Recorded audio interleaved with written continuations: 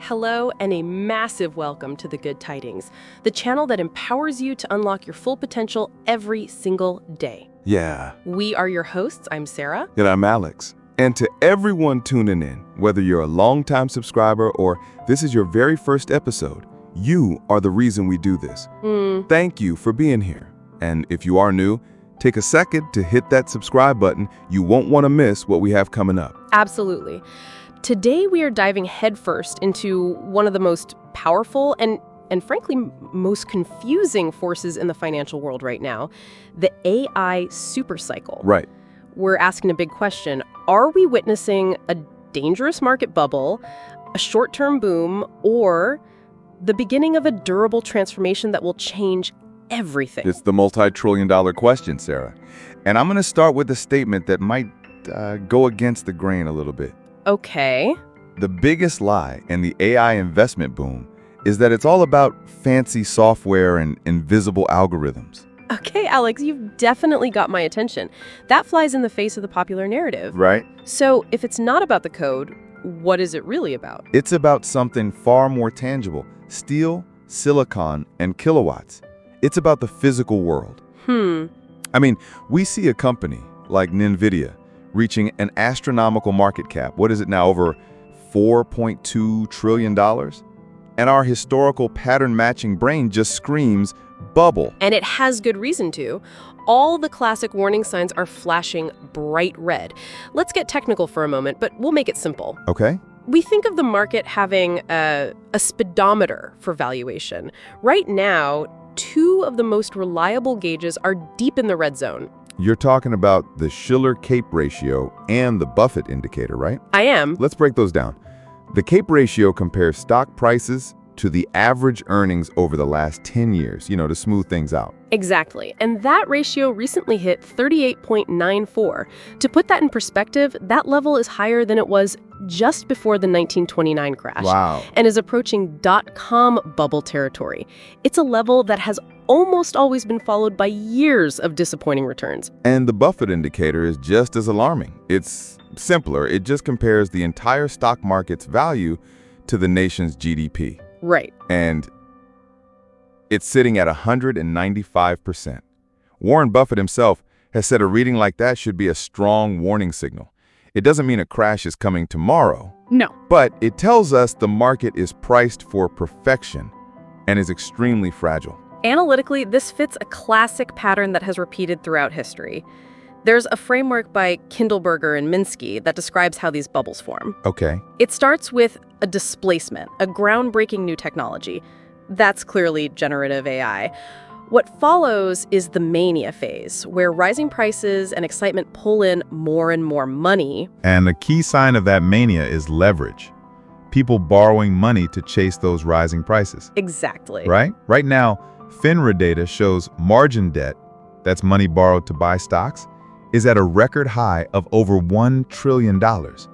That's the financial fuel for the fire, and it's exactly what you see before a major correction. So with all this evidence, record valuations, record leverage, it sounds just like the dot-com bubble. But you said this time is different. Yeah. Where's the disconnect? The disconnect is in the ground. It's in the factories. Unlike the dot-com era, which was full of companies with no profits selling vague ideas, Right. the demand for AI infrastructure today is undeniably real and measurable. We're in an AI gold rush, but this time, there's a provable global shortage of shovels. That's a powerful analogy.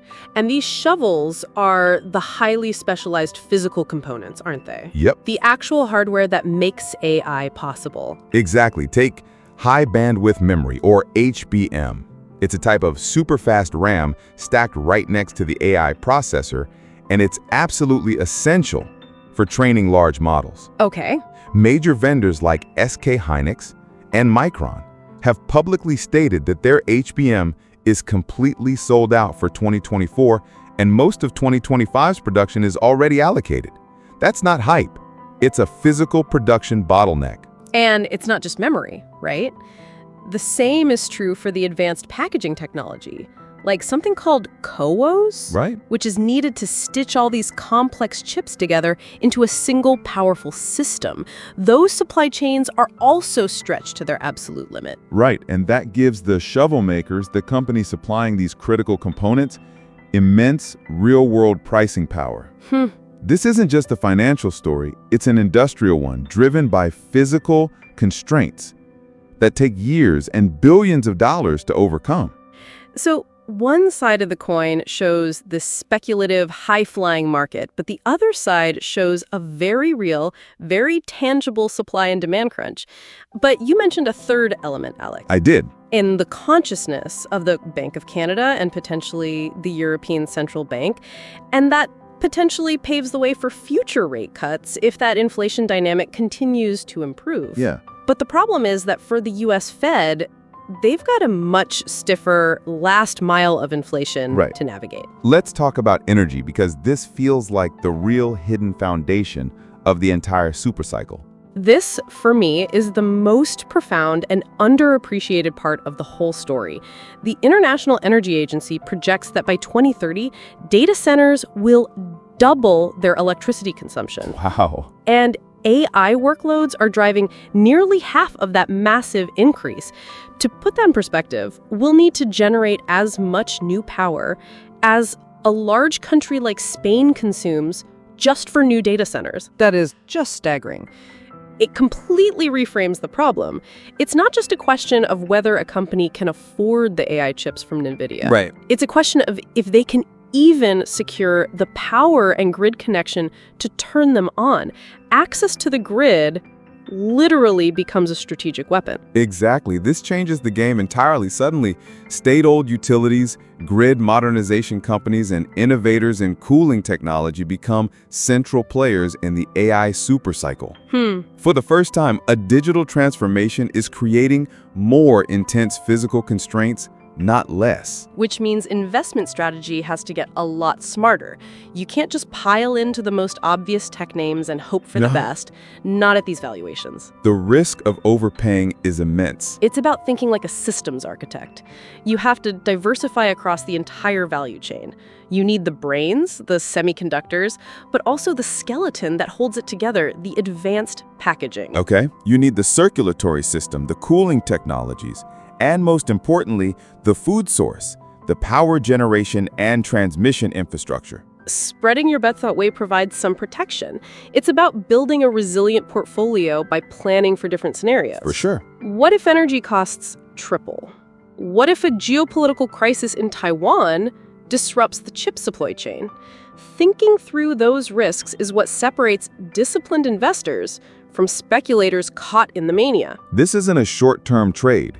It's a decade-long structural shift, and it's guaranteed to be volatile. Right. The market will have its corrections. Right. The key is to own the high-quality companies with strong balance sheets that can weather those storms. So to bring it all home, the AI supercycle has the flashing red warning lights and speculative fever of a classic bubble, but it's uniquely built on a foundation of real, tangible, and physically constrained demand for industrial hardware and energy. Yeah. It's both a genuine transformation and a financial mania happening at the exact same time. That's the perfect way to put it. History teaches us this is often how massive technological revolutions unfold, with a dose of financial excess.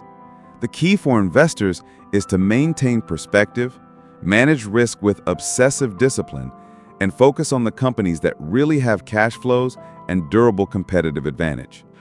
Those are the ones that will not only survive the inevitable corrections, but will emerge to define the next era. An incredibly complex, but truly fascinating time to be paying attention. Now, here's a question we'd like you to think about. Looking at the evidence, the sky-high valuations on one hand, and the undeniable infrastructure build-out on the other, where do you personally land on the spectrum? Right. Is the AI supercycle more of a temporary speculative bubble or a long-term foundational transformation like the rise of the internet itself? We would genuinely love to hear your thoughts. Drop us a comment below and let's start a conversation.